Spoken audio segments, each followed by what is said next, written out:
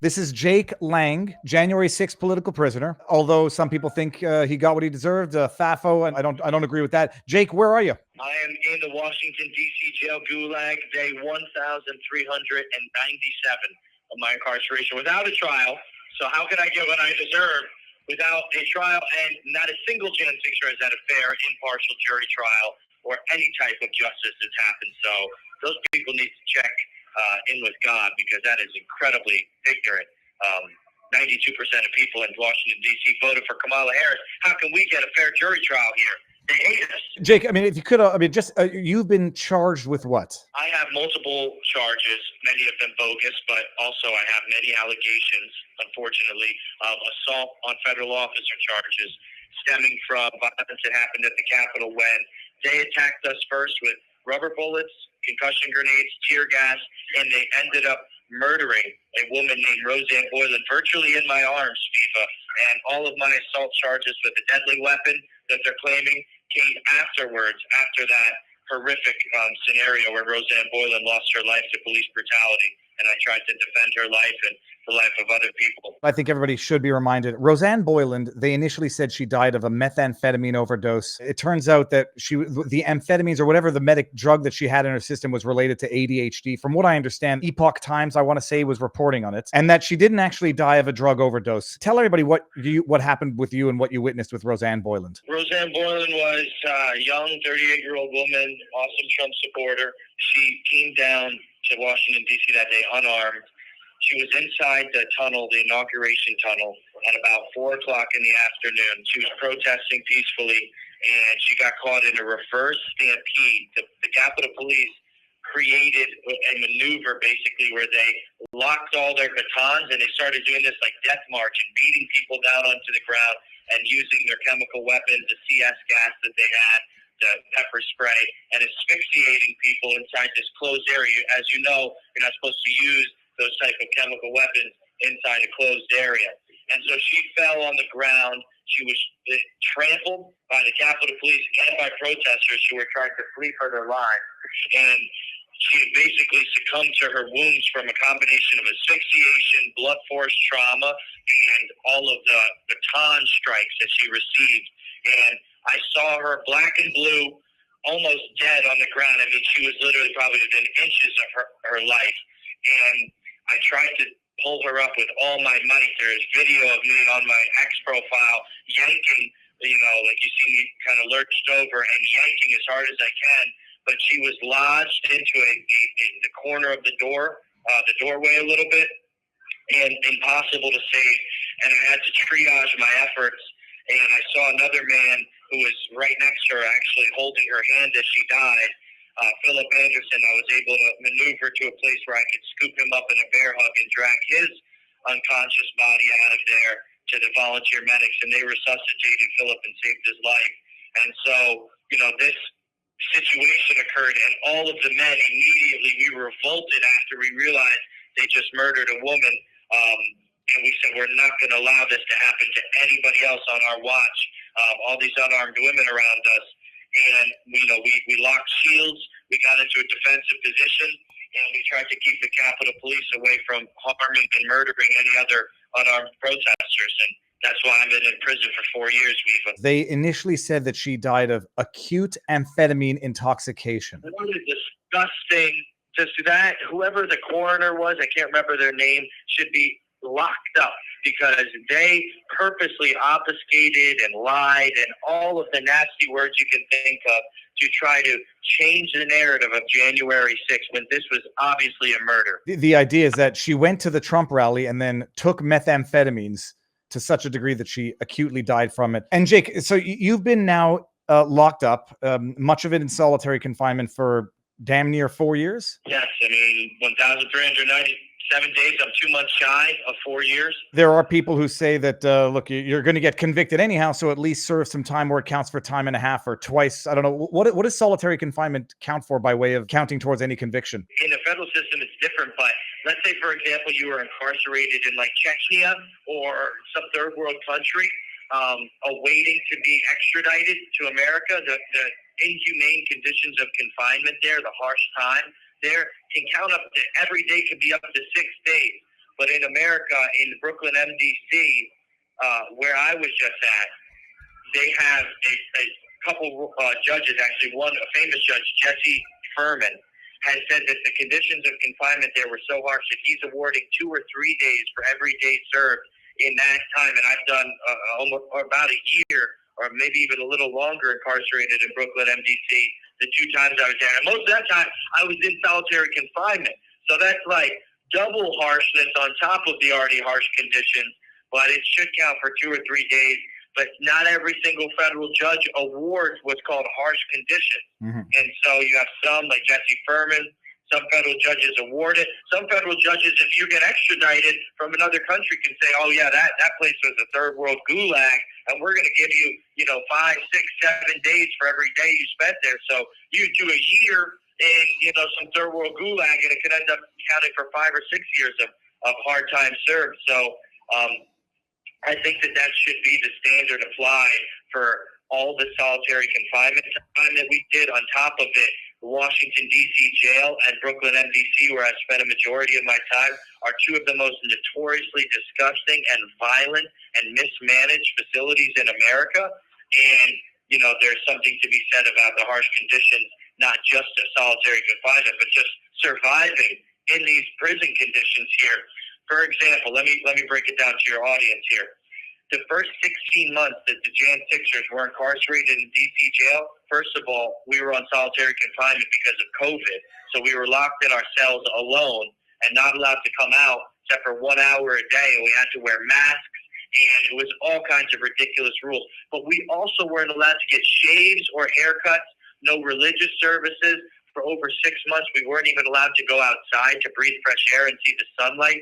We weren't allowed to have family visitation for 18 months, for a year and a half. It's like we were stolen and thrown on like an archipelago island or something like that and held away from our families. And check this out. They wouldn't even allow us to use video visitation rights that they gave to every single other D.C. jail inmate just because we're Jan Sixers. And all of us are from different states. So that would have been most beneficial to us.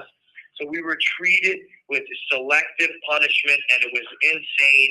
So the time that we've done, guys, even if, like Viva said earlier, even if you believe some of the actions we took on January 6th were not justified, which I believe in my heart, and I God's Holy Spirit puts in my heart that what we did was what the founding fathers would have done.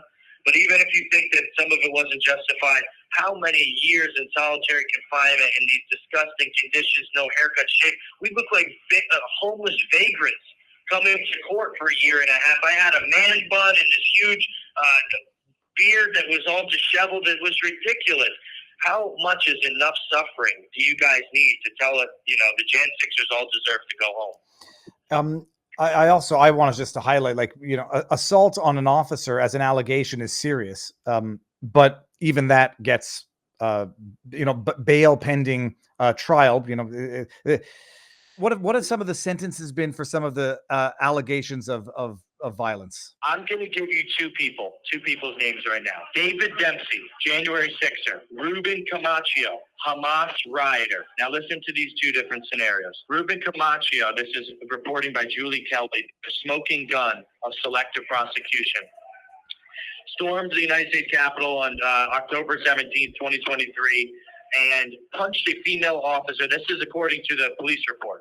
Punched a female officer and assaulted another officer. Had 2 assault charges that day on federal officers on Capitol grounds while disrupting official proceedings, right? Same exact scenario as January 6th. What did the federal prosecutor's office do for Ruben Camacho? They gave him a deferred sentencing agreement where he only had to serve 48 hours of community service, let out the next day on bail, all of it. The sweet kid glove treatment, ultimate leniency, best friends, like your dad's the local sheriff and you're in some small town in the South. That's how this guy got treated.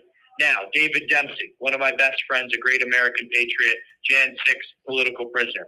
David Dempsey had similar charges, did not hurt any police officers. He got caught in the tunnel, shoulder to shoulder with me, defending our lives and our country versus a communist tyrannical coup d'etat that was happening inside the building. But I digress. David Dempsey, not associated with any affiliation or organization whatsoever, not Not a Proud Boy, not an Oath Keeper, not there to take over the Capitol with some type of pre-planned, orchestrated event. David Dempsey, assault on federal officers, 20 years in prison. My brother just got. I'm pulling up the article because people will not actually believe it, but it was community service Camacho got for punching a female officer in the face. That's 48 hours of community service compared to 20 years. Do you think that there may be some disparity in sentencing going on in January 6th? Do you think that the federal prosecutors may have some politicized goals that they've been going after to try to destroy patriots' lives and Donald Trump supporters? Jake, we've been saying it from the beginning. These judges feel like they were the victims of this alleged assault, this alleged insurrection, and they're as the victims, the one adjudicating on the sentences of their alleged victimizers. I mean, it's preposterous. Yeah, it is insane. So let me give you guys, because I'm here for a reason today, Viva. Yeah. I'm here to speak out on behalf of all the January 6ers, making sure that Donald Trump sticks by his word, our brother Trump, and does what the instinctual gut feeling that man has had since day one, and pardons all the Jan 6ers. No man left behind in the Goulag. And I come prepared with moral high ground for a reason behind that, because there are some people, some advisors close to Trump that have been trying to get in his ear and saying that they should do selective pardons and individualize the process and make it so some of us go home and some of us rot in the Gulag for a long time. And so today I'm here on behalf of the J6 Pardon Coalition, which is a group of awesome patriots that have come together and formed a petition basically vying for day one freedom for all the Jan 6ers. No man left behind, whether that be commuted sentences, Viva or clemency or full pardons. It needs to happen immediately. There can't be selective, okay, some people stay, some people go. You know, I want to break this down for the audience, and we just spoke about one of the key facets, and that's selective prosecution. The fact that leftist rioters, you know, the summer of 2020, the summer of love, like the two lawyers in New York City that firebombed a police van with Molotov cocktails and got less than a year in prison for it. You know, we have an unequal application of the law, unequal treatment of the law, violation of our 14th Amendment rights.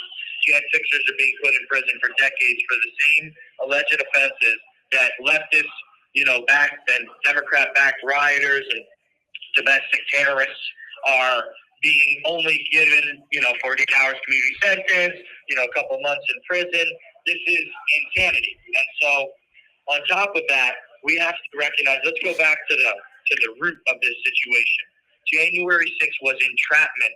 January 6th was a federal operation to paint Donald Trump and his supporters as domestic terrorists. There were instigators in the crowd. There were federal assets that drummed up the violence, and we were attacked first by the Capitol Police with the rubber bullets, the tear gas, the concussion grenades, and then caused to defend ourselves and entrapped in this whole entire scenario.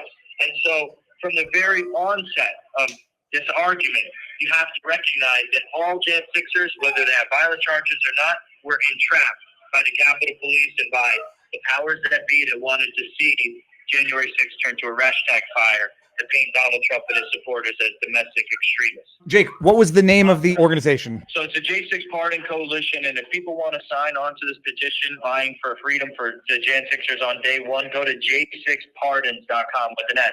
j6pardons.com.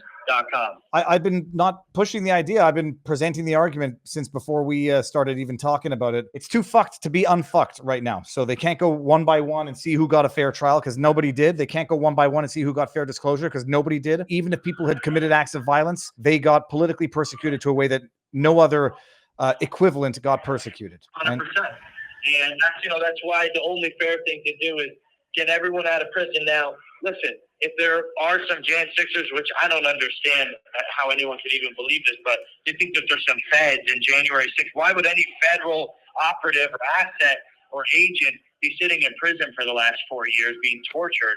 That sounds like a pretty screwy job. But anyway, if there are some federal agents or Antifa members, right, or something like that, that got wrapped up in January 6th and have been in the Goulag with us, then those people, once everyone's freed and the correct evidence is presented of their espionage, of their treason, of their, sedition against our country, then they need to be obviously recharged and tried for those offenses, not for entering or remaining in restricted building and all this other nonsense and, obstruction of Congress and stuff that they charged us with. Those people that were part of a planned operation to orchestrate this crazy event, to pin on Donald Trump and his supporters, they need to be retried for the actual crimes they did commit, which is sedition, espionage, treason, and stuff like that. I'm not in favor of just letting everybody go, even if they, had something to do with trying to destroy our country through this, mass Fed operation. But everyone needs to leave prison day one. And then if you guys have some evidence, the new Attorney General, right, Matt Gaetz, then he can go and retry these people with the actual charges which they deserve to be charged with, which is treason. I don't believe that you're a Fed. I think you've gotten thoroughly screwed, and Feds don't go, they don't get locked up. They don't get sent to solitary. And I don't even know what people mean when they say Fed anymore, because it's a very, very broad term that means everything and nothing. Enrique Tarrio, what did he get? 20 years? Wasn't even on the site. It's 22 years. 22 years, wasn't even on Capitol grounds. Full pardon, blanket pardons. I'm pushing the thesis and making the argument, Jake. Thank you. And we have some very, very amazing Americans behind us that have signed this petition. Today, I just got word from Laura Loomer, from Darren Beatty. We've got Emerald Robinson, Professor David Clements, who you've had on, who's representing me December 2nd. I'm finally going to trial, Viva. Yeah, I was going to ask you. I thought on December 2nd, you're going to trial. 4 years later. Speedy trial, constitutional right. Yeah, it's insanity. So there's a lot of great people backing us here. Wayne Allen, Rue, you name it. We have a great coalition formed. We'd love for you guys to join it out there. Sign your name. It's definitely HTTPS and encrypted, all of that good stuff. We use Strikingly, which is a great website, and I've hosted stuff there for over a decade. So please, guys, go to j6pardons.com. Jake, will do. Keep in touch. Let me know how it's going, and we'll see what happens on January 20th. Keep fighting, guys. Never give up. We're leaving no man behind. Never surrender. Thanks, Viva, for all your support these last 4 years. For me, the Jan Sixers, and this movement to reclaim American constitutional liberty. We love you, brother. Thank you very much, Jake. Right is right and wrong is wrong. That's it. End of the story. That's Jake Lang, people.